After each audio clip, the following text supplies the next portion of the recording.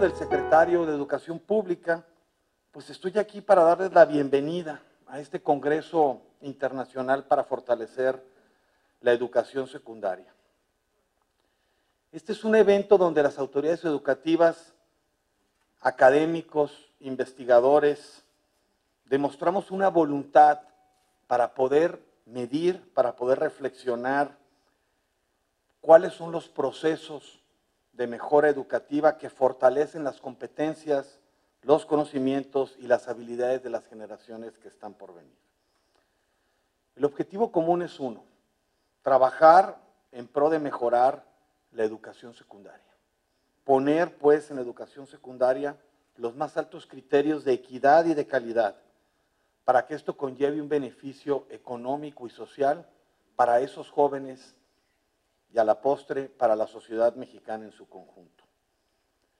Discutir las fortalezas y las áreas de oportunidad, las deficiencias, para llamarlas así, de la educación secundaria requiere recuperar la historia, requiere platicar un poco de dónde venimos y hacia dónde vamos. Sabemos que la educación va cambiando de acuerdo a las exigencias y a las circunstancias políticas, económicas y sociales de un país.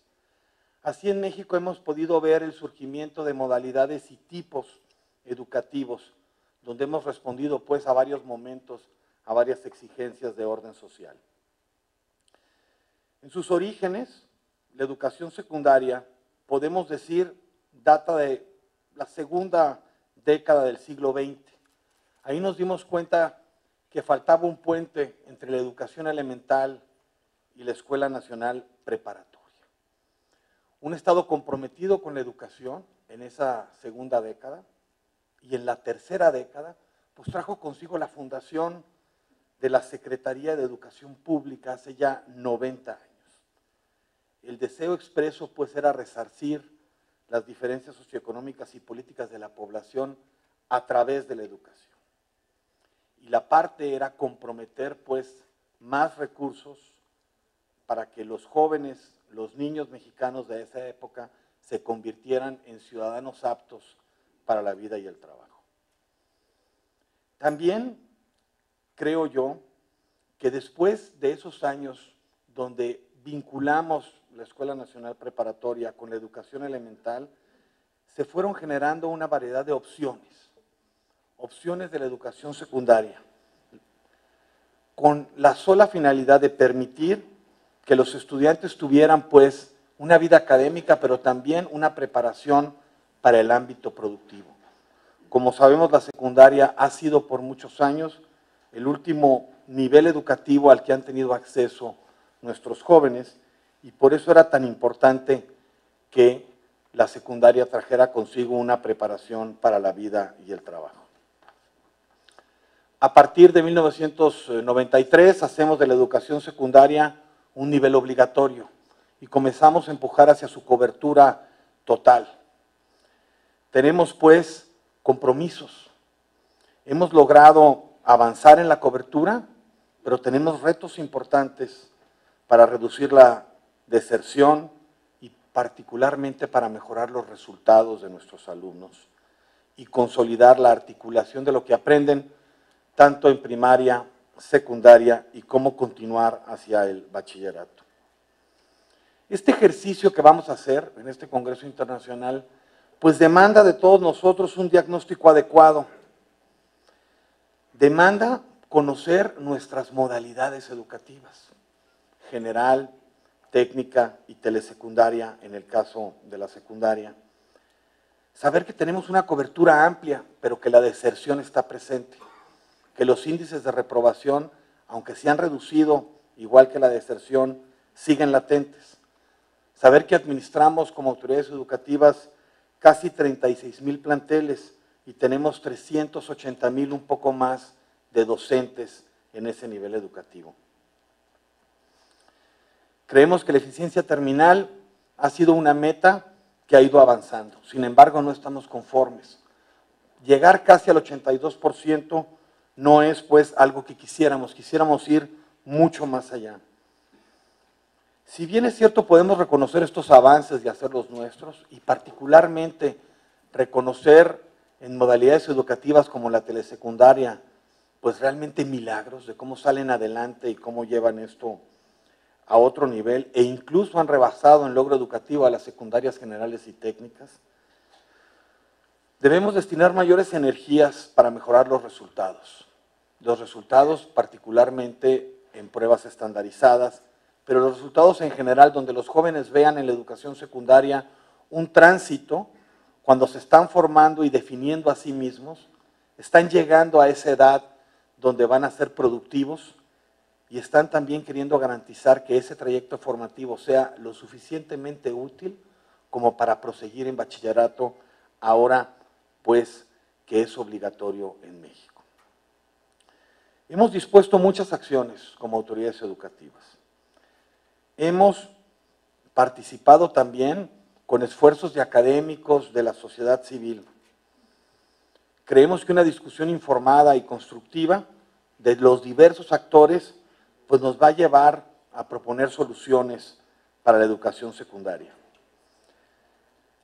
Hay que reconocer que lo que buscamos hoy por hoy es insertar a estos jóvenes en un esquema de competencias, en un esquema de habilidades, en un esquema de destrezas, en un esquema que les permita prepararse para la vida y el trabajo.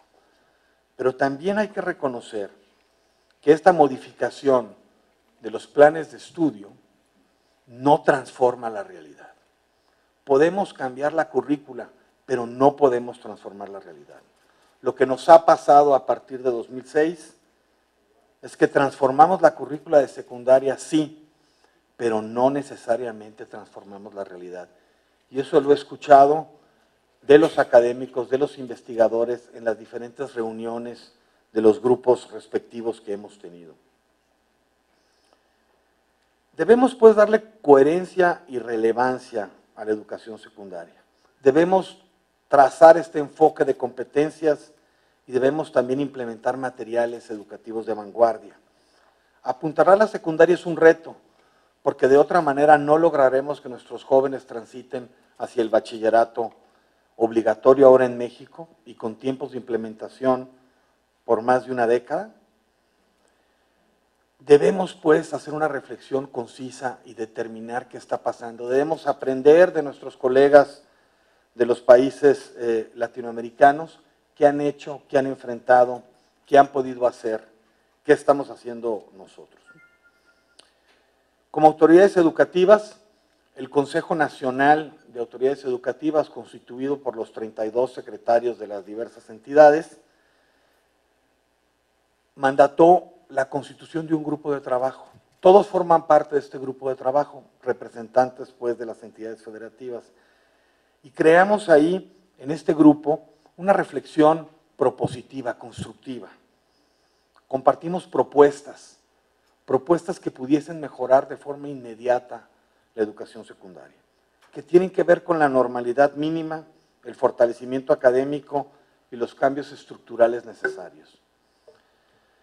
Es un documento que está en su poder, que fue distribuido entre las autoridades educativas, también los representantes del Sindicato Nacional de Trabajadores de la Educación, y a partir de ahí hemos trabajado en un subgrupo técnico interinstitucional, donde estamos la Secretaría de Educación Pública Federal a través de diversas unidades administrativas, el Instituto Nacional para la Evaluación de la Educación, un documento pues importante que se nutre con un análisis conciso de los resultados de la prueba PISA, de enlace, de escale que aplica el propio Instituto Nacional para la Evaluación de la Educación.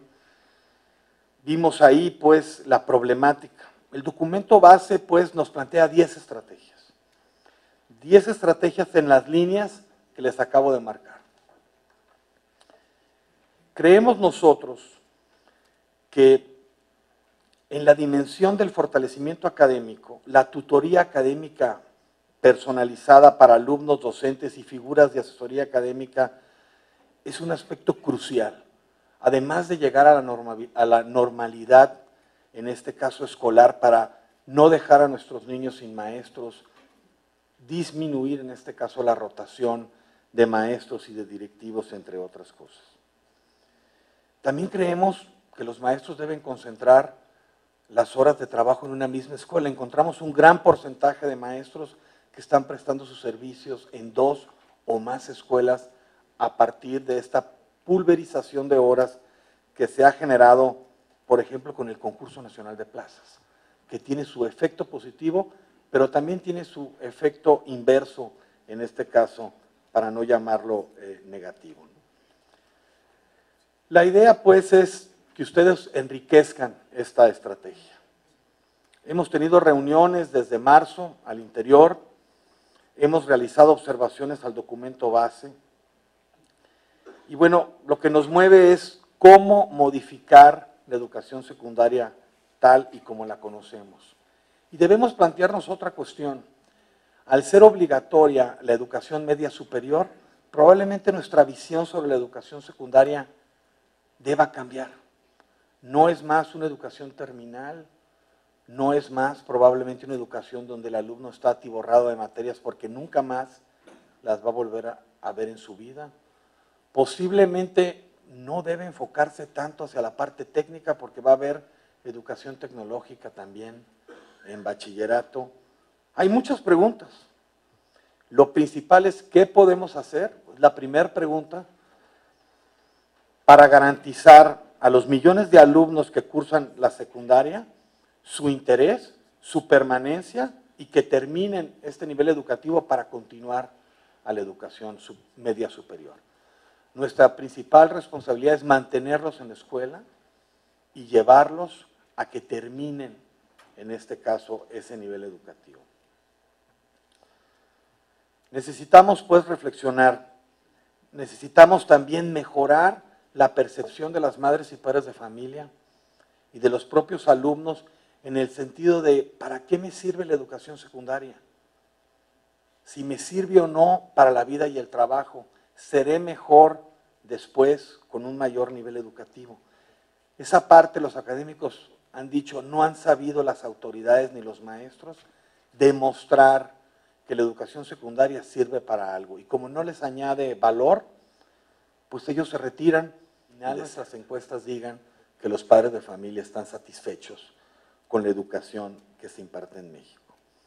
Tenemos pues que hacer de la secundaria un nivel que devuelva la confianza a la niñez y a la juventud, a los actores, a las madres y padres de familia, a los académicos y a los funcionarios. Hay beneficios incalculables en este tema y es un tema que debemos resolver si queremos transitar de forma correcta y a paso firme hacia una educación media superior obligatoria. Quiero finalmente hacer una reflexión. Creo yo que la educación construye naciones, forma ciudadanos e impulsa los cambios. Hoy estamos ante cambios en el sector educativo que han comenzado y que no tienen vuelta atrás. También moviliza a los actores educativos en pro y en contra de los cambios que se promueven. Y hemos sido testigos en esta ciudad y en diversas ciudades de la República de esas movilizaciones. Pero hemos logrado algo que antes no se podía. Y no lo hemos hecho los funcionarios, ni los representantes sindicales, ni las organizaciones de la sociedad civil o madres y padres. Lo hemos hecho todos. Hemos contribuido a eso. Hemos puesto a la educación en el centro de la agenda nacional. Suenan las campanas de la educación. Y en el centro de la agenda educativa hemos puesto la evaluación y la mejora de los desempeños de los diferentes actores.